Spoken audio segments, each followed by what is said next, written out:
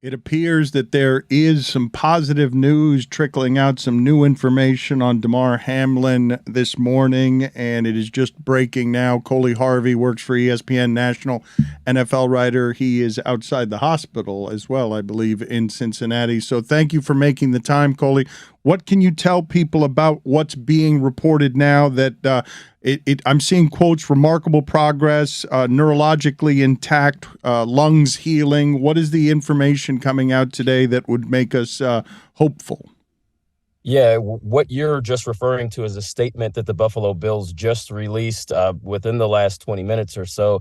And they say that per the physicians who are caring for Damar Hamlin right now, they're seeing those signs of remarkable, quote, remarkable improvement across the last 24 hours. I've been kind of running around the last 15 minutes or so trying to pin down exact context on what all of this means. That neurologically intact part of the statement that you just referred to, that's in reference to what the doctors have been able to do in terms of the testing with Damar Hamlin. I've been told that Hamlin has been gripping the hands of some of his family members. I'm not exactly sure which ones. I did ask if it was his mom and dad. I'm sure that they certainly were, but likely others as well who were in the room. I reached out to a cardiologist to get some context on what that means, neurologically intact. And he told me that to him, if he would only use that term to describe the progress someone has made if they're showing signs of moving their extremities with purpose or listening to and following basic commands and questions. So the fact that we know that Damar Hamlin was gripping the hands of his family members, that's a sign of moving those extremities with purpose. The neurologically intact portion is a very good sign, very good step in the right direction. But again, long way to go for this young man. Forgive me here because I don't know, beyond obviously death, I don't know if there were greater fears than oxygen not getting to the brain for a great deal of time. And I would like more information, even though it's very early, on neurologically intact, what that would mean for his prospects, right? Because yes, of course, you want him to live. You also want him to be able to walk. You want him to be able to live a life with his brain intact. Because when you're saying neurologically intact, you can't make the jump to no brain damage there, can you? You can't at this stage. My understanding of that, no. That neurological function that the cardiologist I was just referring to, what he was referencing is the motor function, what the nerves are at least able to do. So to your point, no, we can't definitively say that. And again, we're also not talking to the physicians who are actually treating Damar Hamlin right now. It may be some time before we're able to even get a little more clarity from those types of voices. But this all being said, it is a promising step. We haven't had any news like this on this front. We had heard that he was showing signs of improvement yesterday.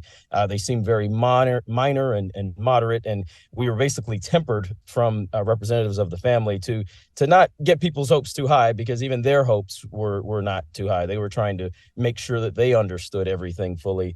But that all being said, he's taken some steps, and it's important to highlight that right now.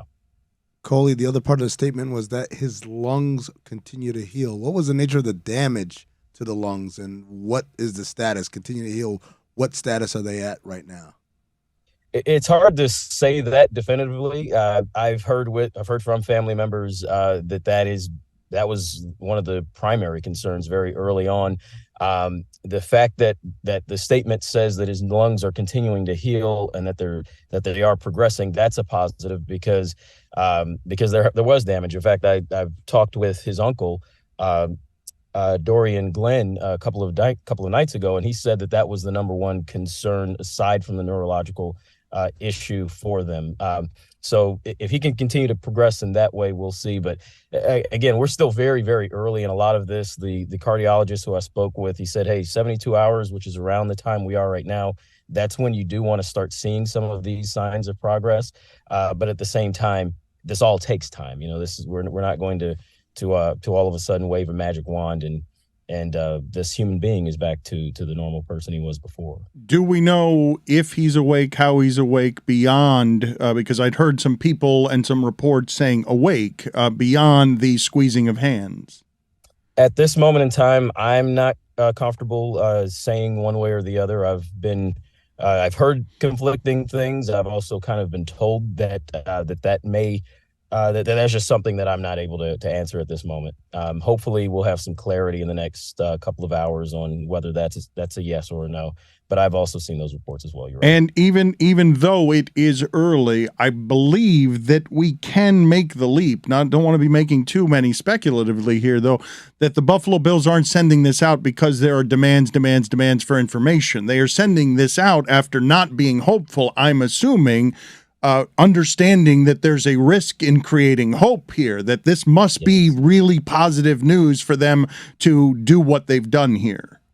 Absolutely. I think the Bills, to their credit, in terms of getting the information out, have handled this the right way. We haven't heard a whole lot from the hospital. In fact, we've heard nothing from the hospital. This is the closest that we've actually heard to anything with the statement saying per the physicians of.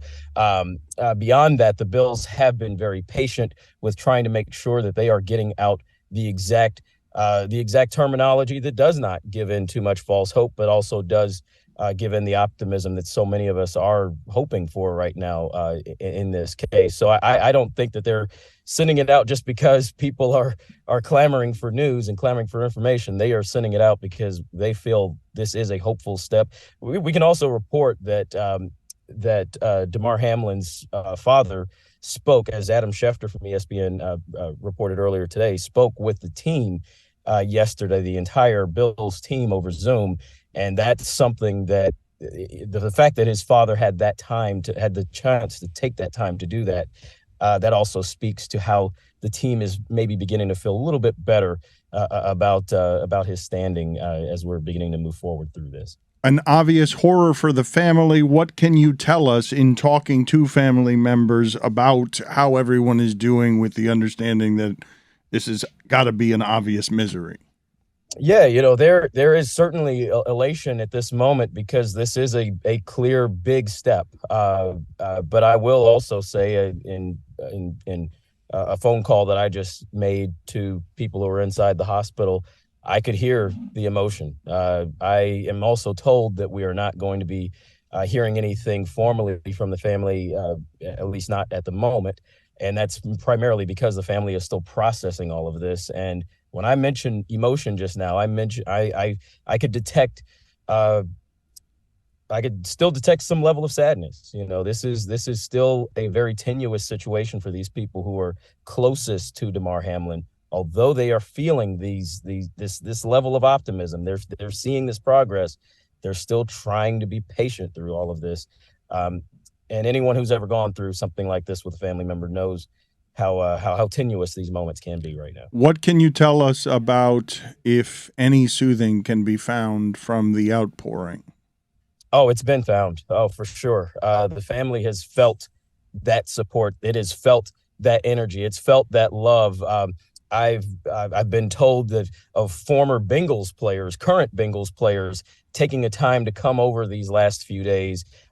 Bills players, of course, Stephon Diggs, the night of the injury, kind of having to force his way through. I was right there with him as he was trying to find his way into the emergency room, and I had to help him talk to a cop to get into the building.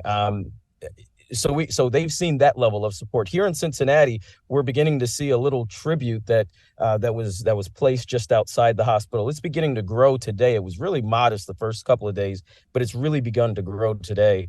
I've heard stories about restaurant owners and regular people here in Cincinnati who've been offering meals. I just had people come by to drop us off various food because they say, hey, you guys have been out here. We can't accept it. So I contacted someone with the family. I said, look, you guys deserve this way more than anybody. So it's that kind of charity and generosity that's going on around this city and around this family, and they are certainly feeling it. They are so thankful for it, and they're just hoping that they're going to be able to walk out of here at some point in the future with some very good news. A clip that went viral yesterday was a few people informing the public that Hamlin hasn't made a lot of money in his career. He's at the low end of the pay spectrum in that sport, and the health benefits aren't great for somebody with his status. Do we have any idea, Coley, like how the NFL and everyone is going to rally around this family to make sure that this family is taken care of? It's a really good question, Dan. I'm not sure at the moment. I don't know if I've got a really good question or a good answer to that. I've been so focused on just getting out the news of what's going on with the family and what's going on with this these levels of progression. That being said, it does appear as if the NFL and the NFLPA are trying to make sure that they're taking care of their players, right? I had a chance to find out that NFLPA executive president Damar Smith was here early in this ordeal. I believe it was Tuesday. I'm starting to lose track of my days, but I believe it was Tuesday midday. He had a chance to come and talk to the family and didn't want any fanfare about it. He just wanted to make sure he was there to let them know they had that level of support. So I don't know what the machinations are behind the scenes, but at least forward facing, those entities are trying to take care of the family right now. Coley, thank you for the time and the reporting. Know you're busy. Appreciate you taking a minute to be with us. Thank you guys so much. Really appreciate having this opportunity. Really appreciate it, Coley. Thanks. Thanks, man. Thank you. Thank you, guys. Sorry I couldn't fill in some of that there at the end. No, I mean, you filled in more than most, so thank you.